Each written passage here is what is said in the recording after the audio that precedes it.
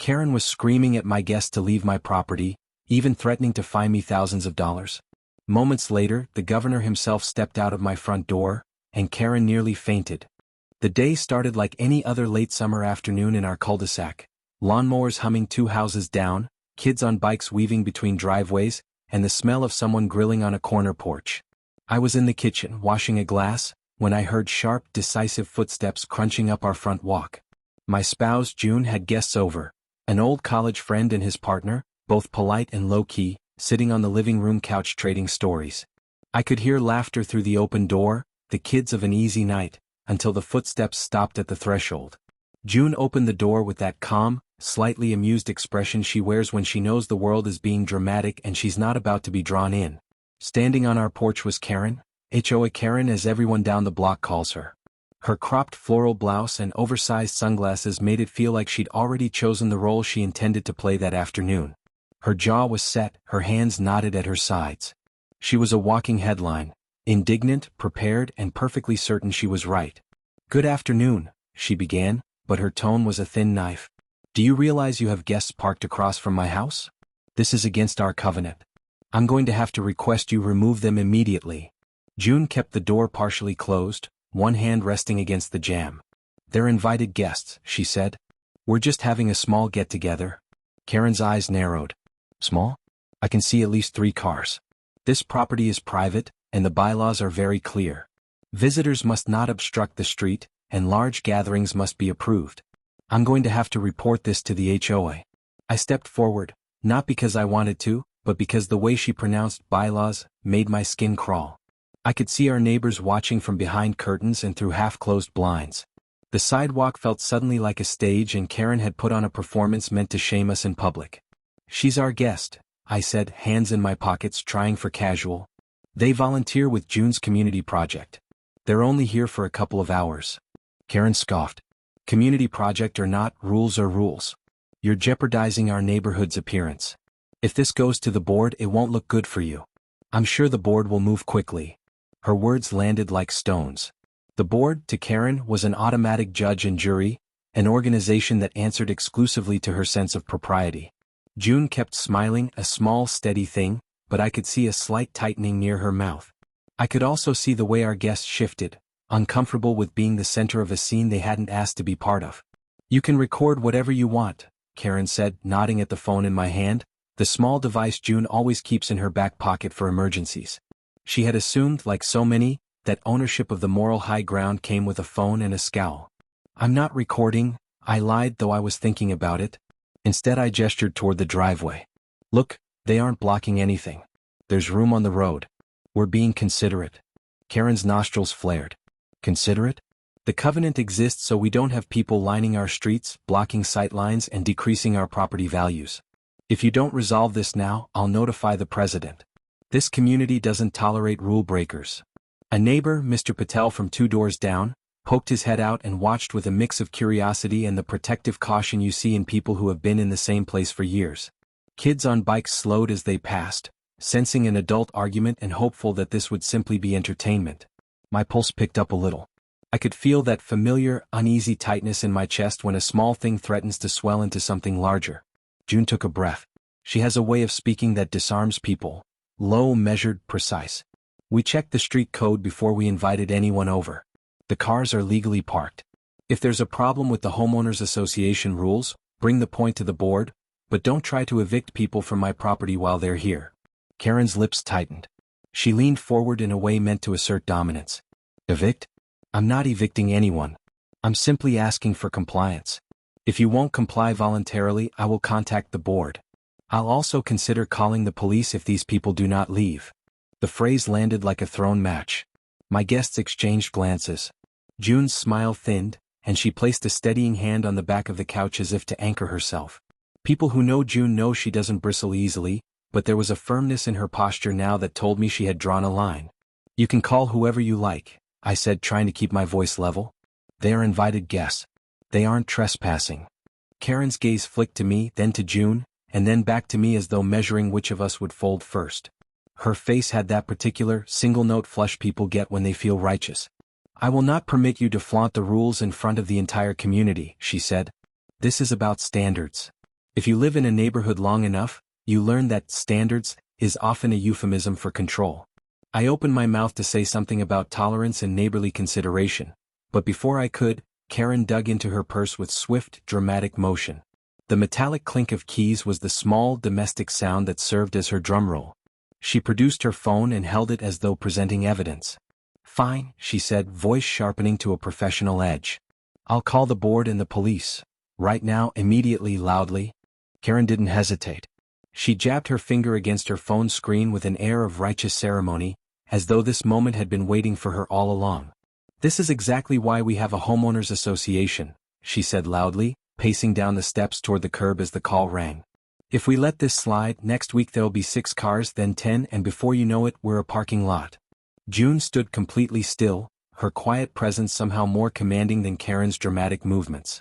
"Karen, you're escalating something that doesn't need escalation. Our guests have every right to be here. There's no rule against parking in a public street unless it blocks traffic." Karen turned her back to us just as the line connected. "Hello? Yes, this is Karen from Sycamore Ridge. We have a violation at number 18. Multiple vehicles, potential unauthorized gathering. I need a board member to come out here immediately." I watched her pace in slow circles, glancing back at our house as if hoping to catch us flinching. We didn't. Inside, I saw one of our guests, Martin, pull out his phone and quietly start filming through the window. I didn't stop him. By now the cul-de-sac had changed. 2 neighbors were standing outside their own garages, pretending to tidy up but obviously eavesdropping. Another couple across the street sat on their porch swing, their heads turned just slightly too far in our direction. Karen switched to speakerphone so everyone could hear. The HOA president's voice crackled through, deep and authoritative. "Karen, what's the situation?" "President Harris, we've got an unauthorized gathering at 18 Sycamore. At least 3 vehicles, maybe more. The homeowners are refusing to comply with HOA standards. I've asked them to remove their guests and they're refusing." I stepped forward, keeping my voice calm but loud enough for the phone to pick up. "This is 18 Sycamore. There's no violation. Our guests are legally parked. Please check the bylaws before sending anyone." There was a pause on the line, then Harris replied, "I'll be there shortly. We can't allow disruptions in the community." Karen looked triumphant. "You heard him," she said, gesturing at us like she'd just won a courtroom case. "He'll handle this. And if I were you, I'd have your guests leave before this gets formal." June folded her arms, utterly unmoved. "We'll wait for him. And we'll have the bylaws ready for when he arrives." Karen's satisfaction faltered slightly at that, but she recovered quickly, turning her phone back toward herself and dialing again. "Better safe than sorry," she muttered. "Let's just get this handled before it becomes a bigger problem." I heard the automated police dispatcher voice through the phone. Karen's tone shifted, taking on the kind of exaggerated urgency people use when they want to sound official. "Yes, I'd like to report suspicious individuals at 18 Sycamore Ridge. There are multiple cars blocking the street and unknown persons refusing to leave private property. Please send someone out." I felt heat rise in my chest. "Suspicious individuals?" I said sharply. "They are sitting in my living room drinking iced tea." Karen didn't even look at me, still talking into the phone. "Yes, I'll wait outside for the officer." "Thank you." When she hung up, she smiled with tight satisfaction and returned to her stance at the bottom of our driveway like a sentry on duty. Inside, Martin muttered under his breath, "Did she just call the police on us for existing?" I glanced at June, who gave the faintest shrug as though to say, "Let her dig her own hole."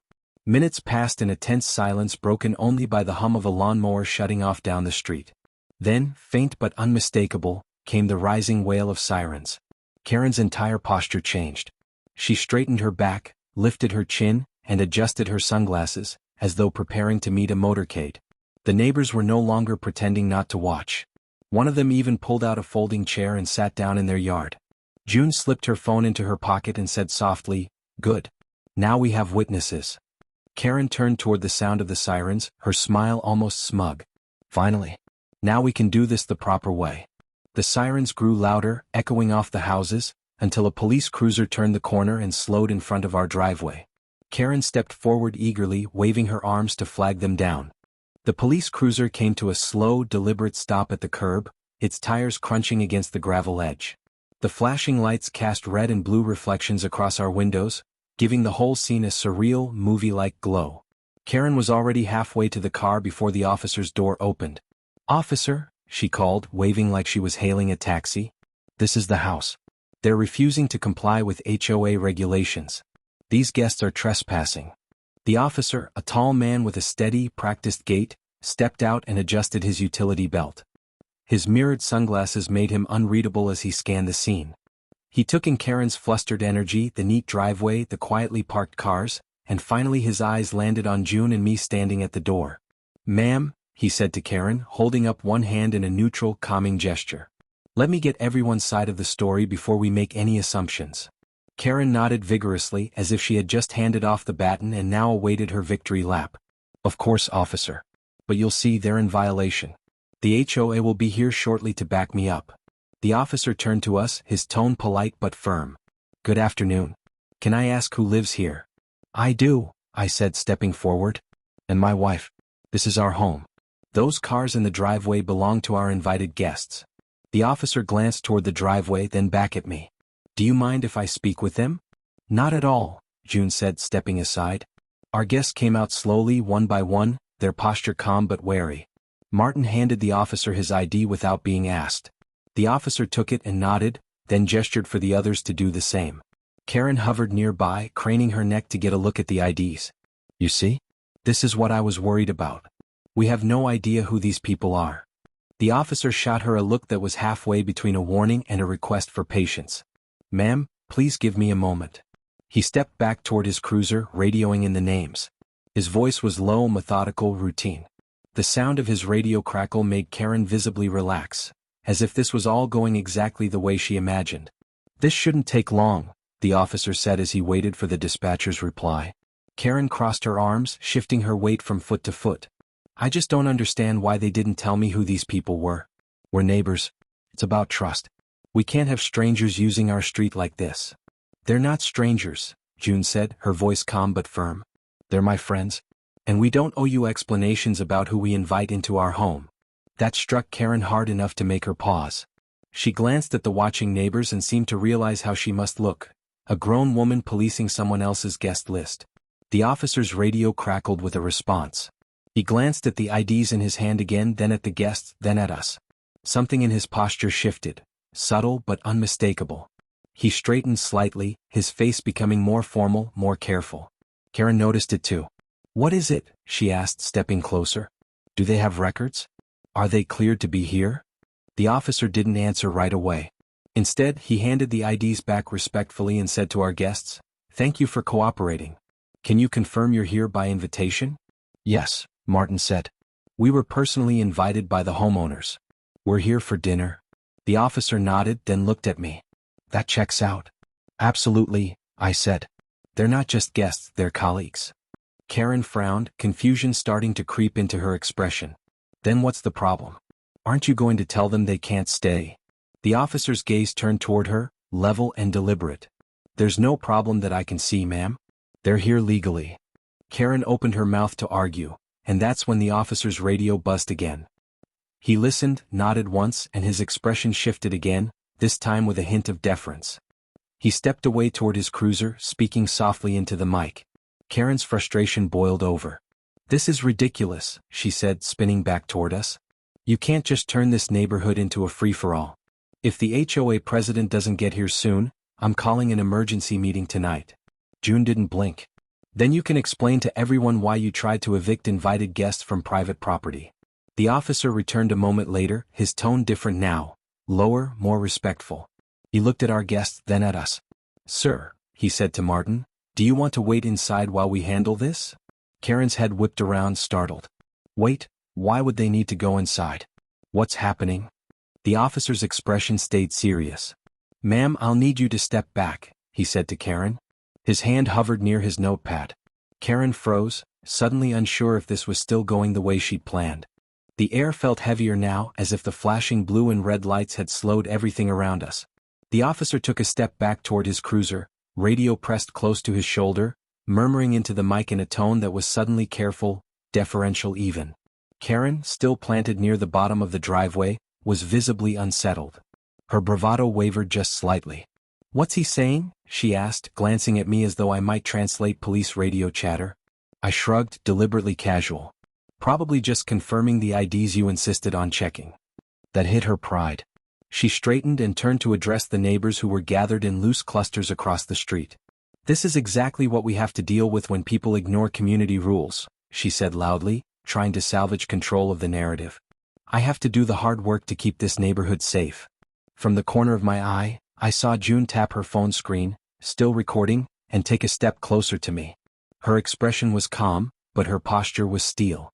"Safe from what, Karen?" she asked evenly. "From people having dinner at my house?" Karen bristled. "It's not about dinner. It's about standards. There are rules and rules have to be enforced." The officer's radio crackled again, louder this time. He listened for several seconds before giving a brief acknowledgement and clipping the mic back to his shoulder. Then he walked back toward the group, his face serious, his steps purposeful. "All right," he said, addressing us first. "Everything checks out. Your guests are cleared." I nodded, unsurprised, but Karen's jaw dropped slightly. "Cleared? That's it?" she said, incredulous. "You're just going to let them stay? There are rules about gatherings." The officer turned his head toward her slowly, a deliberate movement that made her take half a step back. "Ma'am, there are no ordinances or HOA bylaws that prohibit the homeowners from having guests. The street isn't blocked. There's no violation here." Karen flushed, her voice climbing an octave. "But the board will vote to." "Ma'am," the officer said more firmly, "you need to let this go." The words landed like a gavel. A ripple of murmurs went through the small crowd of neighbors. Karen's face went from red to pale, and her mouth opened and closed as she tried to find a comeback that wouldn't make her look worse. But before she could speak, the officer turned back toward Martin and the other guests, his tone shifting again, careful, professional. "Sir, would you prefer to go inside while I finish the report? I can brief you once we're done." Karen whipped her head toward him. "Wait, what report? Why do you need to brief them?" The officer ignored her question, pulling a notepad from his vest pocket and scribbling something down. He glanced at me. "Do you have a copy of your property deed or HOA bylaws on hand? It'll help finalize the incident log." June didn't hesitate. "Yes. I keep everything organized," she said, disappearing inside and returning moments later with a neat binder. She flipped to the page that listed homeowners' rights regarding guests and parking. The officer scanned it briefly, nodded, and tore a page from his notepad. "Thank you. I'll attach this to my report." Karen, still hovering, threw up her hands. "This is insane. You're siding with them because they have paperwork? That's not how this works." The officer turned back to her, his expression now edged with warning. "Ma'am, I'm siding with the law. There's no trespassing. No obstruction. No violation. If you continue interfering, we may need to discuss harassment." The word harassment seemed to hit Karen like a bucket of ice water. She faltered, glancing around at the neighbors, most of whom now had phones out, openly recording. "This isn't over," she muttered, but her voice was much smaller than before. June stepped forward, her voice calm but cutting. "It actually might be. You should probably wait to see what the HOA president says before you embarrass yourself any further." Karen opened her mouth to respond, but before she could, the sound of the front door opening behind me cut through the air like a bell. The first of our guests stepped outside, tall and commanding despite his casual clothes. There was a subtle but unmistakable authority in the way he carried himself. The golden light caught the lapel pin on his jacket, the small, polished emblem glinting unmistakably in the fading sun. Karen turned and froze mid-breath, the color draining from her face. The man stepped fully onto the porch, his presence radiating quiet authority. The neighbors fell silent. Even the officer's posture straightened slightly. Karen stared at him, her words caught in her throat. The air seemed to pause as the man stepped fully onto the porch. The fading sunlight framed him like a deliberate cinematic choice. His presence was calm but unmistakably commanding, the kind of energy that filled the space without him needing to raise his voice. "Is there a problem?" he asked, his tone smooth but carrying weight. The officer immediately squared his shoulders and nodded respectfully. "Evening, Governor." "No problem, sir. Just responding to a call from a concerned resident." Gasps rippled through the neighbors like a wave. Someone audibly whispered, "Governor?" and a dozen phones zoomed in closer to catch every second of this moment. Karen blinked, her brain clearly trying to process what she was hearing. "Governor? Governor of what?" she said, her voice trembling just enough to betray that she already knew the answer. Martin stepped forward, joining June near the porch steps. "Governor of this entire state," he said evenly. "And tonight he's a guest at my table." The governor gave Karen a polite nod, but there was no warmth in it. I was enjoying a private dinner until my host informed me the police were called. Can someone explain why? Karen opened and closed her mouth like a fish gasping for air. I didn't know, there were too many cars. The officer cleared his throat. Sir, everything has been handled. There were no violations. I'm just finalizing the report. Karen's face went crimson as the governor's calm gaze lingered on her. Ma'am, he said finally, his voice quiet but cutting, I trust this won't happen again. The words landed heavier than any shouting could have. Karen stepped back as though physically struck.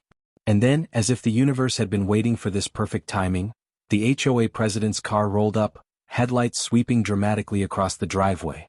The crowd instinctively parted as he stepped out, adjusting his blazer and looking mildly annoyed. What's going on here? He asked, walking briskly toward the scene. Karen called me saying there was an incident. The officer turned toward him, pen still poised. Everything's resolved. Just closing out the call. But before the HOA president could respond, he noticed who was standing on the porch. His entire demeanor changed in an instant, his annoyed frown flipping into a nervous smile. Governor, he exclaimed, suddenly deferential. I had no idea you were visiting the neighborhood.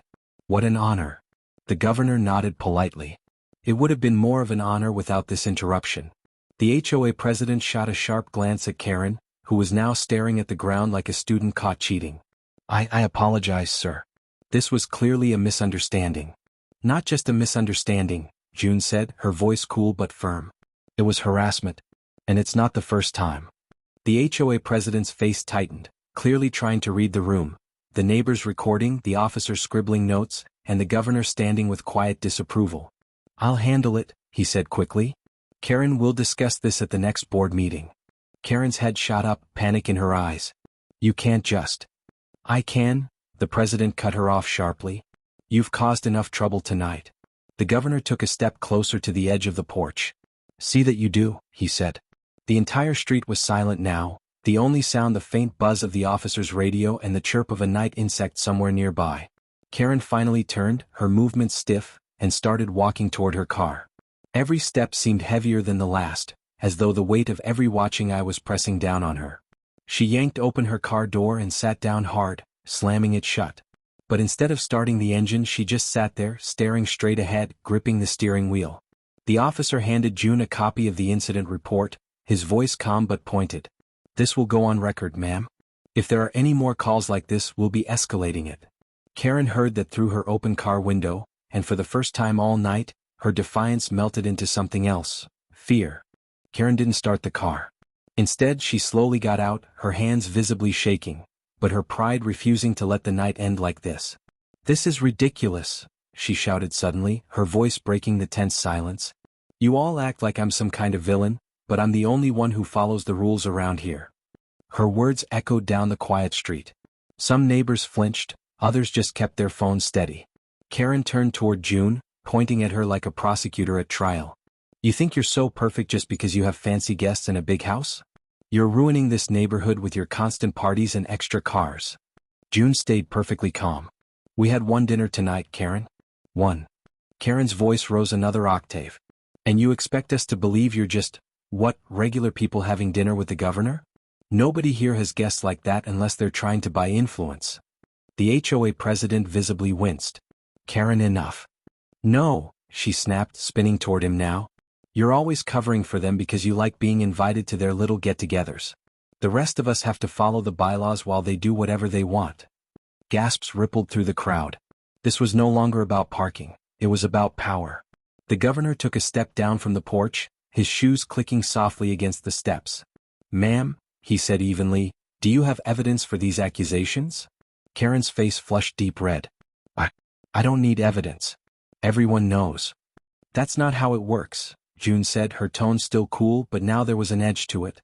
And since you just accused us of bribery in front of half the neighborhood, you'd better be prepared to back that up. The officer finally stepped forward, his voice calm but firm. Ma'am, I strongly advise you to stop. Right now this is just a nuisance call. But what you're doing could turn into harassment, or worse. Karen's breathing was ragged now, her eyes darting between the officer, the HOA president, and the governor. But she wasn't done yet. Fine, she shouted, throwing her hands up. You want evidence? I've got it. She reached into her purse and pulled out a stack of printed papers, grainy black and white photos of cars parked in front of Martin's house, dates and times scribbled in the margins. "See," she said, her voice triumphant. "I've been documenting this for months. Proof that they constantly violate the rules." She thrust the papers toward the officer. The officer took them, glanced over the first page, and then looked back up at her, his expression unreadable. "Where did you get these photos?" Karen blinked. "I took them. What do you think?" The officer slowly turned the papers so everyone could see, and the neighbors collectively gasped. These weren't just casual snapshots. The angles were invasive, some clearly taken from within the property line, others showing guests through the windows. The governor's face hardened. "You've been spying on them?" Karen froze, her mouth open. I was just gathering evidence." "That's not evidence," the officer said flatly. "That's stalking." The crowd erupted into a low murmur. Someone whispered, "She's finished." The HOA president rubbed his temples. "Karen, do you have any idea how bad this looks?" Karen's voice cracked. "I was protecting the neighborhood." The officer tucked the papers into an evidence folder. "I'm going to need to file this with the report. This is now part of an official record." For the first time all night, Karen's defiance seemed to falter. Her hand trembled as she tried to protest. "You can't just take those."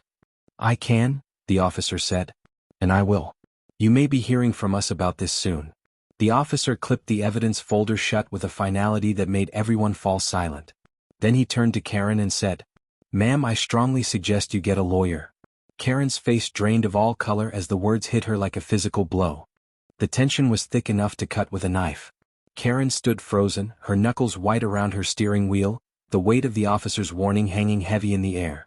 But then, in a desperate move that felt more like survival than strategy, she turned to face the gathering crowd. "You all think I'm the problem," she shouted, voice quivering. "But I'm the only one brave enough to say what you're all thinking. These people have been throwing parties, clogging our street with cars, and getting away with it because they think they're better than us." Several neighbors exchanged uneasy glances. This was no longer about bylaws, it was about Karen's pride. June stepped forward, her calm presence like a scalpel cutting through Karen's chaos. "Karen, no one here is above the rules. But you don't get to harass and spy on people because you feel powerless." Karen laughed bitterly. "Oh, that's rich. You think because you have the governor over for dinner you can lecture me about power?" At that, the governor took another step forward, his voice as steady as ever. "Ma'am, I'm here tonight as a guest, not as a politician. But if I were here in an official capacity, you would want to be very careful about what you're saying right now." Karen's lips curled into a smirk. "Are you threatening me?" "No," the governor said calmly, his gaze locking with hers. "I'm warning you that your actions have consequences. Tonight isn't about HOA politics anymore, it's about harassment and possibly criminal trespass." The officer nodded in agreement. "Those photos you took? Some of them appear to be from private property. We'll need to verify that, but if confirmed, that's illegal." Karen's eyes darted toward the neighbors who were all watching, filming, and worse, quietly judging. The narrative she thought she controlled was slipping away. "Fine," she snapped. "If you're all going to gang up on me, then I'll take this to the media. I'll show them what's really going on in this neighborhood, the favoritism, the corruption." The HOA president finally lost his composure. Karen stopped talking. But Karen was beyond stopping now. "No. Everyone needs to know. You sit on your fancy porch while the rest of us follow rules, and then you call me crazy when I try to hold you accountable." June didn't raise her voice, but somehow it carried more power than all of Karen's shouting. "Karen, you have no idea how accountable we are willing to be." She turned to Martin, who nodded and stepped inside the house. Seconds later he returned with a sleek leather folder. He handed it to June, who opened it and pulled out a set of documents. "These," June said, holding them up so the nearest neighbors could see, "are our HOA compliance records for the past 12 months. Every single event we've hosted, every single parking arrangement, cleared with the HOA ahead of time. Including tonight." She handed the papers to the officer, who scanned them quickly and then nodded. "Everything looks in order.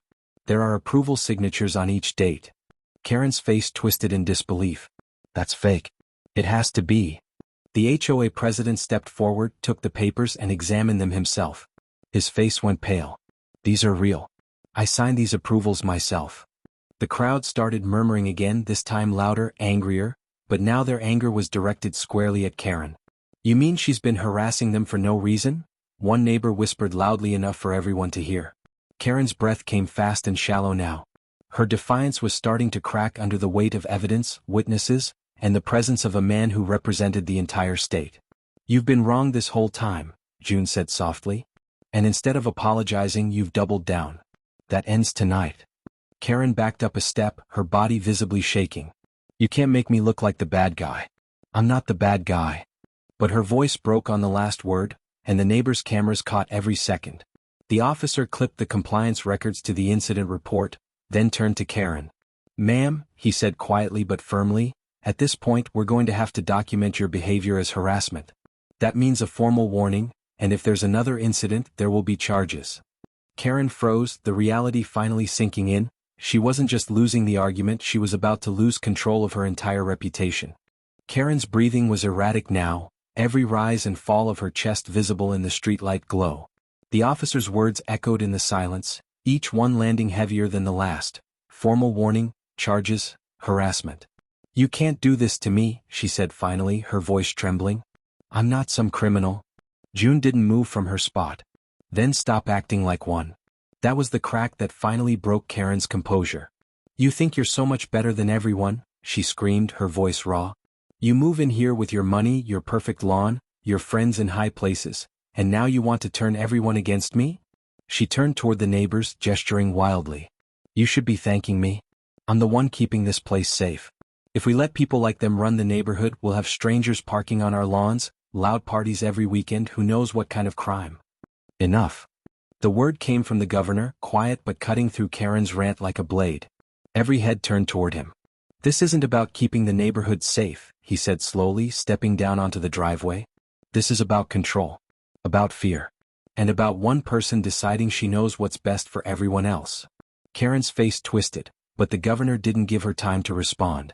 "I've seen this before," he continued, his voice calm but resonant. "I've seen communities torn apart by people who weaponize rules to punish their neighbors instead of protect them. And I can tell you this, it always ends the same way, with division, lawsuits, and regret." The street was dead silent now, the only sound the distant hum of a passing car. "You can stop this tonight," he said. "Apologize. Walk away. And let these people live their lives in peace." Karen looked around wildly as if hoping someone would come to her defense. But all she saw were neighbors filming, whispering, and worst of all, shaking their heads. "This is ridiculous," she said, but her voice had lost all its earlier fire. "You can't just humiliate me in front of everyone and expect me to." "You did that yourself," June said softly. Karen froze, her mouth opening and closing, but no words came out. The HOA president stepped closer, his tone clipped. "Karen, this is over. If you don't step back now, you're going to make things much worse for yourself, and for the board." It was the final nail. Karen's shoulders slumped. The fight drained from her like air from a balloon. But just as it seemed like she might actually leave quietly, Karen made one last desperate attempt to salvage her pride. "You'll all regret this," she snapped, turning toward her car. "When property values drop because this neighborhood becomes a free-for-all, don't come crying to me." She yanked open her car door, got in, and slammed it shut so hard it echoed off the houses. For a moment, the entire street was frozen, watching, waiting. And then the governor spoke again, his words quiet but devastating. "Property values will rise," he said simply. "Because tonight, this neighborhood proved it doesn't tolerate bullying." The neighbors erupted, not in applause but in a low wave of approving murmurs. Phones dropped as people finally relaxed. The balance of power had shifted and everyone could feel it. Karen's car engine roared to life, but instead of driving away she stayed parked at the curb, gripping the wheel with white knuckles, tears streaking down her face. The neighbors watched in silence, unsure if this was truly the end, or if Karen was about to do something even worse. Karen sat in her car, engine idling, her hands clutching the steering wheel so tightly her knuckles were almost white. The governor's words still echoed in the air, and the neighbors were watching her like a live broadcast. And then, suddenly the engine cut off. Karen threw the door open and stepped out, slamming it behind her. The crowd collectively inhaled.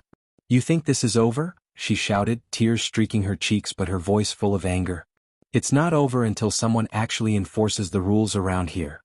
She stormed back toward the porch, her heels clicking furiously against the driveway. The officer immediately stepped forward, holding up a hand. "Ma'am, I'm going to need you to stop right there." Karen didn't stop. She jabbed a finger toward June. You're the reason this neighborhood is falling apart. You think because you have connections you can just do whatever you want?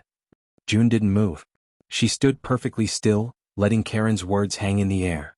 Ma'am, the officer said more firmly, stepping directly into Karen's path, you've been given a formal warning. If you continue this behavior, you're going to be detained for disorderly conduct. Karen froze for a moment, breathing hard. Then she laughed bitterly, almost manically.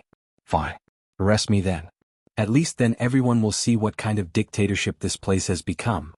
She spread her arms as though daring the officer to cuff her. The governor's expression didn't change, but when he spoke, his words carried the weight of finality. No one here wants that, ma'am. But if this continues, we won't have a choice. The officer took out his radio and called in a status update, just enough to make Karen realize how close she actually was to going to jail. And then Martin, who had been quiet since handing over the compliance records, finally spoke up. We have security cameras, he said, his voice calm but sharp. Every car you parked outside, every time you stepped onto our property, every single thing you've done for months, we have it on video. Karen's face went white. And if this goes to court, Martin continued, those videos will be shown to the judge. Along with the officer's report from tonight. Along with the fact that you ignored a formal police warning and trespassed again just now.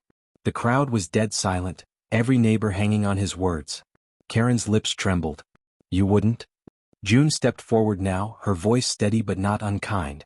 We don't want to destroy you, Karen. We just want you to stop. It was the first truly human moment of the night. Not anger, not legal threats, but a plea for peace. Karen's breath caught. For a moment she looked like she might cry.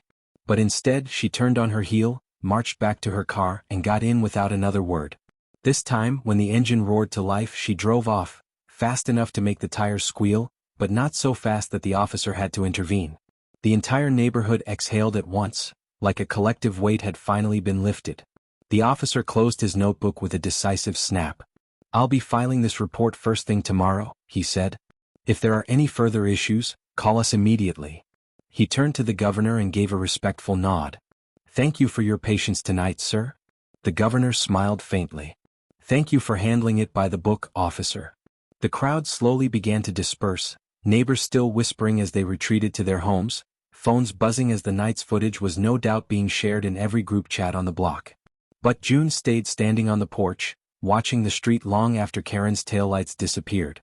The HOA president lingered behind as the last neighbors drifted away. He turned to June and Martin, his face grim. We'll be holding an emergency board meeting tomorrow, he said. Karen may be losing her position, and her voting rights. June exchanged a look with Martin. This fight wasn't just over, it was about to change the entire neighborhood. The next evening the neighborhood clubhouse parking lot was packed. Every board member, every curious neighbor, and even the officer from the night before had shown up. Word had spread fast. This was the meeting that could decide Karen's fate. June and Martin arrived together, their expressions calm but serious. The governor, of course, wasn't present. His visit had been private, and last night was already a big enough storm. Inside the clubhouse, the atmosphere buzzed with tension. Neighbors whispered, passing around screenshots and clips from last night. Some people looked angry, others uncomfortable, but most looked ready for resolution. The HOA president called the meeting to order, his voice firm but unusually solemn. This is an emergency session of the board. We are here to address last night's events and determine next steps. Karen was already seated at the far end of the room, looking pale but defiant. She didn't make eye contact with June or Martin. The president read aloud the officer's report, every detail of the nuisance call, Karen's accusations, the evidence of surveillance, and her refusal to back down even after multiple warnings. Each line landed like a hammer. Then he looked up, his face grave. Karen, you've been a member of this HOA for 15 years. But your behavior last night was unacceptable, and it put the entire neighborhood at risk. Do you have anything to say before we vote? Karen's jaw clenched. I was just trying to do what was right for this community. You crossed a line, the president said. More than one. The room was silent as the board took the vote. It was unanimous. Karen was stripped of her position on the board, and her voting rights in the HOA were suspended for 12 months. A quiet murmur rippled through the crowd.